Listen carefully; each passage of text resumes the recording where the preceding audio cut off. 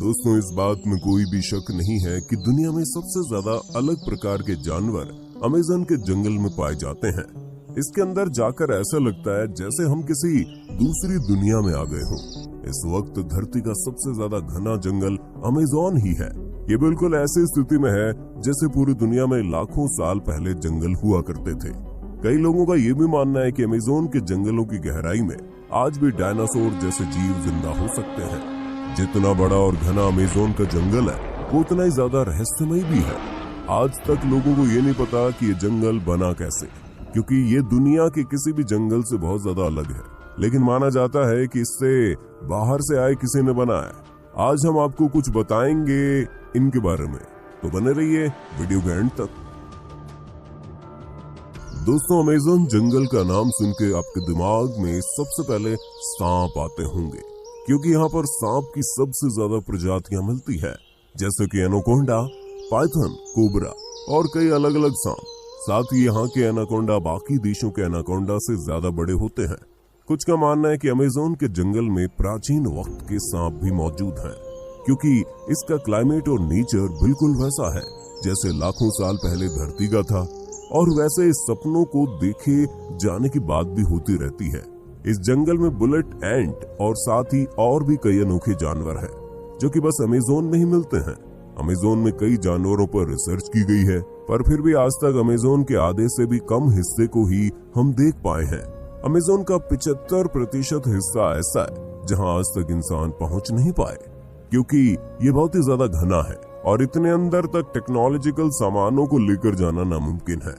साथ ही जैसे कि हमने कहा, इसका क्लाइमेट लाखों साल पहले की पृथ्वी जैसा है, तो वैज्ञानिक इसके साथ छेड़छाड़ करके इसे बर्बाद नहीं करना चाहते। अमेज़न में कई आदिवासियों की ट्राइब भी रहती है, और अमेज़न के घने जंगलों में और भी कई ऐसी जनजातियां होती होंगी जिनके बारे में हमें कुछ भी नहीं पता। और अगर टेक्नोलॉजिकल डेवलपमेंट की वजह से अमेज़न जंगल नष्ट हो गया तो दुनिया से कई सारे जीव विलुप्त हो जाएंगे। दोस्तों, आए दिन अमेज़न के बारे में नई और अनोखी बातें पता चलती रहती हैं। यहाँ अक्सर कई एक्सपेरिमेंट्स और रिसर्च चलते रहते हैं। लीड्स यूनिवर्सिटी ने साल 2017 में एक रिसर्च की थी। इसमें पाया गया कि अमेज़न बेसिन जितना कार्बन ग्रहण करता है उतना कहीं नहीं करता, जिसके चलते यहाँ पर कार्बन एम्बिशन बहुत कम है। इसीलिए यहाँ का वातावरण इतना अच्छा है। अगर यहाँ पर टेक्नोलॉजिकल डेवलपमेंट बढ़ गई तो यहाँ पर बहुत ज्यादा कार्बन रिलीज होगा और नेचर के लिए खतरा होगा। वैज्ञानिक कार्लोस नोबर अपने रिसर्च में कहते हैं कि जिस तरीके से अमेज़न के जंगलों को काटा जा रहा है, वो दुनिया के सबसे बड़े जंगल से सबसे बड़े सावन क्षेत्र में बदल सकता है। बता दे, सावन क्षेत्र में छोटे छोटे पौधों के साथ घास का जंगल होता है। इससे क्षेत्र की इकोलॉजी भी बदल सकती है। अमेज़न के जंगल 9 देशों से होकर गुजरते हैं। इन जंगलों का करीब 60% ब्राजील, 13% पेरू, 10% कोलंबिया और बाकी का हिस्सा Ecuador, Guana, Venezuela, Bolivia, Suriname और फ्रेंच गुयाना से होकर गुजरता है। बता दे कि पृथ्वी पर जितने जीव हैं, उसके 1/3 को एक साथ आप अमेज़न के जंगल में देख सकते हैं। यहाँ 390 अरब पेड़ हैं, जिसमें 16,000 से ज्यादा उनकी प्रजातियां हैं। इतना ही नहीं, यहाँ 400 से ज्यादा आदिवासी जनजातियां भी रहती हैं। इन जनजातियों का बाहरी दुनिया से किसी भी तरह का संबंध नहीं है। दोस्तों, अमेज़न के जंगलों के कीड़ों की काफी चर्चा होती है।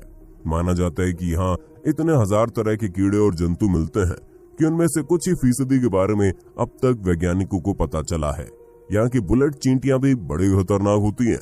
देखने में छोटी होने वाली इन चींटियों के डंक को जहर की तरह खतरनाक माना जाता है। कहा जाता है इनके काटने पर गोली लगने जितना दर्द होता है। चींटियों के बाद यहाँ की मकड़ियों की चर्चा होती है। यहाँ 3000 से ज्यादा मकड़ियों की प्रजातियां पाई जाती है, जिनमें ज्यादातर जहरीली होती हैं। टैरेंटुला मकड़ी को सबसे खतरनाक माना जाता है। इसके बाल भी इतने खतरनाक होते हैं कि आपकी आंखों में पड़ गए तो शीशे की तरफ उसे फोड़ देंगे। अब इतने कमाल के जानवर बस यहीं रहते हैं, तो इस जगह के बारे में कुछ खास बात तो होगी ही। देखा जाए तो कुछ नहीं, बल्कि बहुत खास बात यह है कि अमेज़न जंगल किस तरीके से बना है, ये जान के आप चौंक जाओगे। क्योंकि आप कह सकते हो कि अमेज़न जंगल जिस तरीके से बना है, उसने आधी पृथ्वी को तबाह कर दिया है। दरअसल हाल ही के कुछ स्टडीज में पता चला है कि डायनासोर को मारने वाला एस्टेरॉयड एक नए नियो ट्रॉपिकल जंगल के निर्माण के लिए जिम्मेदार है। ट्रॉपिकल जंगलों का निर्माण एक एस्टेरॉयड के कारण हुआ जो लगभग 66 मिलियन वर्ष पहले पृथ्वी से टकराया था। और इसके बाद क्रेटेशियस मॉस एक्सटिंक्शन हुआ था जिसने धरती के सारे रुख को बदल दिया, जिस दौरान हमारे धरती पर राज करने वाले करीब 75% जीवों की प्रजातियां पूरी तरह विलुप्त हो गई थी। ये मास एक्सटिंक्शन मुख्य रूप से 2 कारणों की वजह से हुआ जिसने विशालकाय डायनासोर्स और दूसरे जीवों की लाखों प्रजातियों का खात्मा कर दिया। सबसे पहले आज से तकरीबन 66 मिलियन सालों पहले करीब 15 किलोमीटर विशाल एस्टेरॉयड अचानक हमारी धरती से आ टकराया। इस एस्टेरॉयड के धरती से टकराने के तुरंत बाद ही सैकड़ों किलोमीटर दूर तक आग का गोला फैल गया जिसने अपने रास्ते में आने वाले जीवों को तुरंत ही राख में बदल दिया। इस टक्कर से समुद्र में कई मीटर ऊंची खतरनाक लहरें उठी जिन्होंने आधी दुनिया में तबाही मचा दी। इस टक्कर के बाद निकले धूल और राख धीरे धीरे आसमान में फैल गए जिस कारण हमारी धरती का वायुमंडल कई महीनों तक गैस और डस्ट से पूरी तरह ढक गया, जिसके कारण सूरज से आने वाली प्रकाश की किरणें धरती की सतह पर पहुंचना बंद हो गई। इसी वजह से हमारी धरती का तापमान कई डिग्री सेल्सियस तक गिर गया। अचानक आए इस महाविनाश की वजह से जीव जंतुओं और पौधों की कई प्रजातियां तुरंत नष्ट हो गई। कुछ महीनों बाद धीरे धीरे पृथ्वी के वायुमंडल से गैस और डस्ट साफ हुआ और प्रकाश की किरणें धरती तक पहुंचने लगी। लेकिन उसके बाद ग्रीन हाउस गैसेस जो कि पृथ्वी के वायुमंडल में पहुंच गई थी, उन्होंने पृथ्वी को अचानक बहुत गर्म करना शुरू किया। तापमान में आए इस भयानक उतार चढ़ाव ने उस समय धरती पर मौजूद करीब 75% जीवों और पौधों की प्रजातियों को नष्ट कर दिया।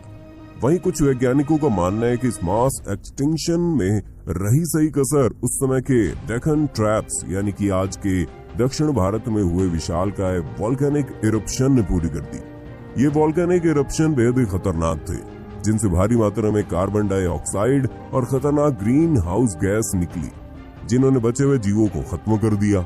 पर इसी मास एक्सटिंक्शन के बाद मैमल्स और दूसरे जीवों की प्रजातियां अस्तित्व में आई जिन्होंने कई लाखों सालों के इवोल्यूशन के बाद जाकर हम इंसानों का रूप लिया जो कि अभी इस वीडियो को देख रहे हैं। और ये उल्कापिंड हमारे जीवन के लिए बहुत ही ज्यादा महत्वपूर्ण था। अगर ये उल्कापिंड नहीं टकराए होते तो आज हम जिंदा नहीं होते। और ये उल्कापिंड ही वो कारण है कि अमेज़न फॉरेस्ट इतना ज्यादा घना है और इसके अंदर कई अनोखे जीव रहते हैं। दरअसल आज जहाँ अमेज़न जंगल है वहाँ पर डायनासोर के समय में बहुत ही ज्यादा बड़े बड़े पेड़ हुआ करते थे, लेकिन कई शाकाहारी डायनासोर थे जो कि इन पेड़ों को खाते थे, जिसके चलते इन पेड़ों को कभी अच्छे तरीके से बढ़ने का मौका ही नहीं मिला क्योंकि डायनासोर उन पेड़ों को खा जाते थे। लेकिन जब उल्कापिंड गिरा तो डायनासोर पूरे तरीके से विलुप्त हो गए, जिसके बाद इन पेड़ों को खाने वाला कोई भी नहीं था।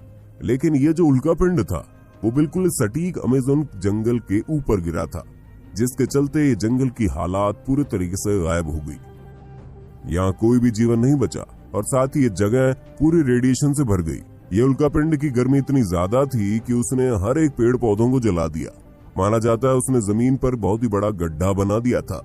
लेकिन समय के साथ साथ धीरे धीरे वहाँ की स्थिति शांत हुई और वहाँ पर जीवन फिर से पनपने लगा। इस बार उन पेड़ पौधों को उगने से रोकने के लिए कोई भी डायनासोर जैसा जीव नहीं था, जिसके चलते पेड़ पौधे बहुत ही ज्यादा तेजी से बढ़ गए।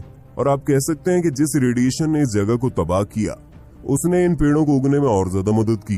अमेज़न रेन फॉरेस्ट की जमीन सबसे ज्यादा फर्टिलाइज्ड जमीन मानी जाती है। जो उल्कापिंड धरती पर गिरा था वो करीब 12 किलोमीटर बड़ा होगा। और देखा जाए तो अब के समय में real main Amazon rain forest 12 kilometre area में फैला हुआ है और ये जंगल अपने आसपास के जंगल में काफी ज्यादा अलग दिखता है। अगर आप ऊपर से देखो तो आप क्लियरली बाकी जंगल और अमेज़न रेन फॉरेस्ट के बीच का अंतर देख सकते हो। अमेज़न रेन फॉरेस्ट के अंदर कई ऐसी खास वनस्पतियां और खास तरीके के पेड़ हैं जो कि पूरी दुनिया में और कहीं नहीं मिलते। और अमेज़न रेन फॉरेस्ट के बहुत ही ज्यादा गहराई में क्या है ये कोई नहीं जानता, क्योंकि किसी ने इसे पूरी तरीके से देखा ही नहीं है। हो सकता है उल्कापिंड की वजह से इसके अंदर पूरी एक अलग दुनिया बन गई हो। यहाँ पर पेड़ बाकी किसी भी जंगल से बहुत ज्यादा घने हैं और ये भी कहीं ना कहीं उस उल्कापिंड से जुड़े हैं। आपको ये बात शायद पता होगी, जब भी वोल्केनो फूटता है तो उसके आसपास की सारी जगह लावा की वजह से तबाह हो जाती है, लेकिन उसके कुछ सालों बाद वही लावा नए जीवन की शुरुआत करता है। ये कुदरत का नियम है और हमेशा अंत के बाद आरंभ होता है।